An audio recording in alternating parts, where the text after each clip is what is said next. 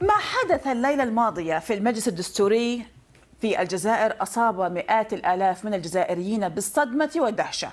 دخل المرشح المعروف رشيد نقاز، فخرج شخص آخر له نصف الاسم أو نفس الاسم يتكلم بديلا عنه. رشيد نقاز يعرفه غالبية الجزائريين، يترشح للمرة الثانية وله شعبية في أوساط الشباب ورواد مواقع التواصل الاجتماعي الجزائرية. رفض ملفه قبل 5 سنوات بسبب جنسيته الفرنسية آنذاك. عاد رشيد وترشح الآن وصال وجال في أرجاء الجزائر، يقود حملته الانتخابية بعد أن تخلى عن جنسيته الفرنسية وأصبح نظريا صاحب ملف مكتمل لا غبار عليه. أمس كان آخر أجل لتقديم ملفات الترشح، دخل نقاز وسلم ملفه للمجلس الدستوري، لكن المفاجأة أن من خرج أمام الصحفيين ليعلن ترشحه لم يكن نقاز السياسي المعروف، فصعق الصحفيون وهم مندهشون واضطر المجلس للتوضيح.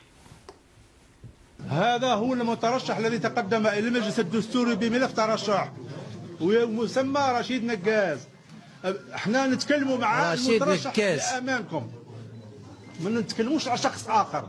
الشخص يثبت ويشهد انه هو المترشح. انا عندي نسخه من الملف وهذا ملف اداري وهو استلم وصل استلام. هو مش متعود على الصحافه ومواجهتها. هو عندكم شيء واحد فقط، هل هذا الكلام صحيح ام لا؟ ما تسالوهش على اشياء اخرى، اشياء اخرى يجيب عنها الاخرون. جزائريون يتساءلون وآخرون ينددون ما الذي يجري، ما هذا التلاعب؟ هذا هو نقاز الذي يعرفه الجميع، وهذا هو ابن عمه الميكانيكي. لماذا اختفى الحقيقي؟ وأين هو؟ ولماذا حل محله شخص آخر لا يعرفه أحد؟ بعد اختفاء نقاز مدة 2 ساعات عاد من خلال بث مباشر على صفحته على فيسبوك ليشرح القصة. قال إنه أودع ملفه وكان يظن مسبقا أنه سوف لا يقبل بسبب الجنسية الفرنسية رغم تخليه عنها. هذا ما قاله نقاز. قدمت الملف تاعي في المجلس الدستوري. واش قال لي المسؤول اللي استقبلني؟ قال لي سي رشيد ما نكذبش عليك، الملف تاعك ما نقدرش نستقبله. اللي جونا تعليمات باللي على جال الجنسيه الفرنسيه اللي كانت عندك ما نقدروش نستقبلوا الملف تاعك. قلت له انا ما طلبتهاش هذه الجنسيه. قال لي على بالنا بصح الله غالب. إذا كانت الخطة باء أو بلان بي جاهزة في حال رفض المجلس. نقاز الميكانيكي يترشح، وفي حالة الفوز يعدل الدستور ليأتي نقاز الحقيقي إلى الرئاسة. أنا نكون مدير الحملة تاعو، فهمتوني؟ هو ما يبانش كاع كيما الرئيس تاعهم، ما يبانش كاع. أنا برك اللي نبان بالاسم تاعي نقاز رشيد، وإن شاء الله نديروا الحملة، وإن شاء الله نربحوا إن شاء الله 18 افريل إن شاء الله اللي راه جاي. وكي يديها كي ندوها ان شاء الله واش نديروا؟ نعدلوا دستور في سيمانه، نديروا منصب نائب الرئيس.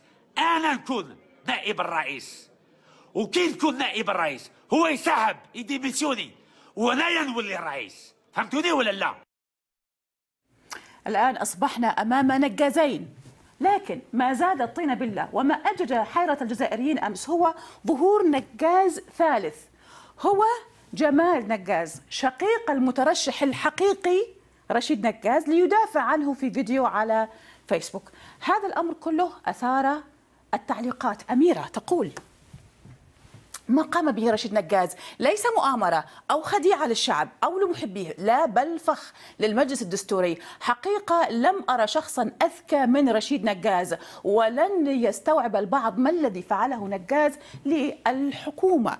وهنا تغريدة أخرى لجعفر خلوفي يقول: مئات الآلاف من الشباب الجزائري اقتربوا من الفعل السياسي لأول مرة في حياتهم من أجل نقاز، تلاعب بهم وبحماسهم وقرر أن يرميهم بعيدا عن الفعل السياسي. ما قام به نقاز اليوم جريمة أخلاقية.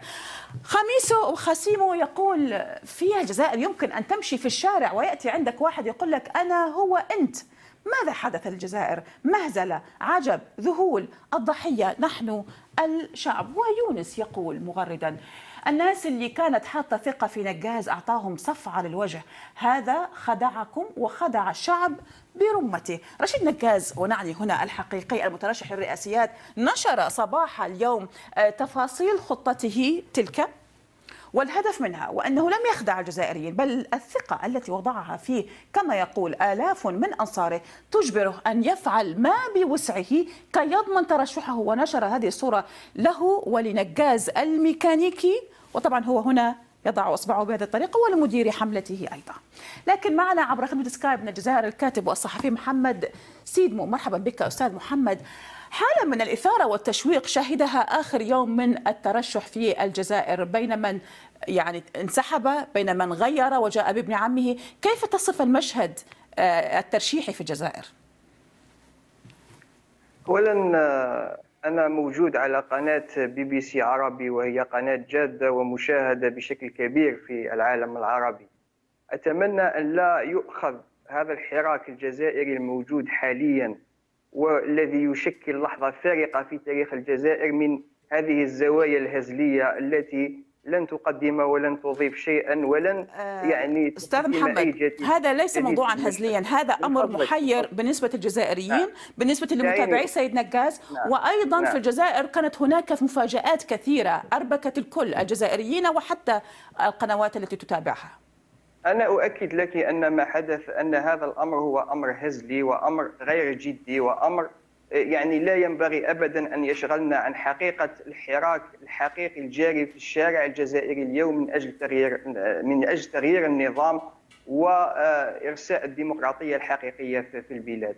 بالنسبة لما حدث لرشيد نكاز، رشيد نكاز هو شخصية معروفة في الجزائر، لديه ذلك الطابع الساخر. هو لم يكن للذين يعرفون السياسة في الجزائر مرشحا جادا لرئاسة الجمهورية، لأن رشيد نكاز من البداية هو لا يستطيع الترشح للانتخابات الرئاسية بسبب أن كانت لديه جنسية فرنسية في السابق، وهناك مادة واضحة في القانون العضوي، ولكنه تخلى عن تلك الجنسية الفرنسية.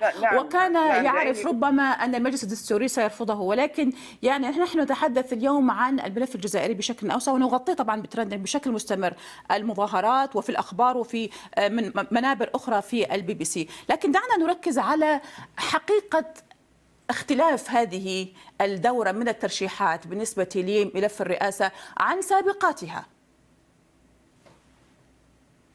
لا بالنسبة لرشيد نكاز فقط، هناك مادة في القانون العضوي تشير بوضوح إلى أنه لا يحق لمن تجنس بأي جنسية أخرى في السابق أن يترشح للانتخابات الرئاسية، بمعنى أنه حتى لو أسقطها فهو غير مؤهل للترشح للرئاسيات.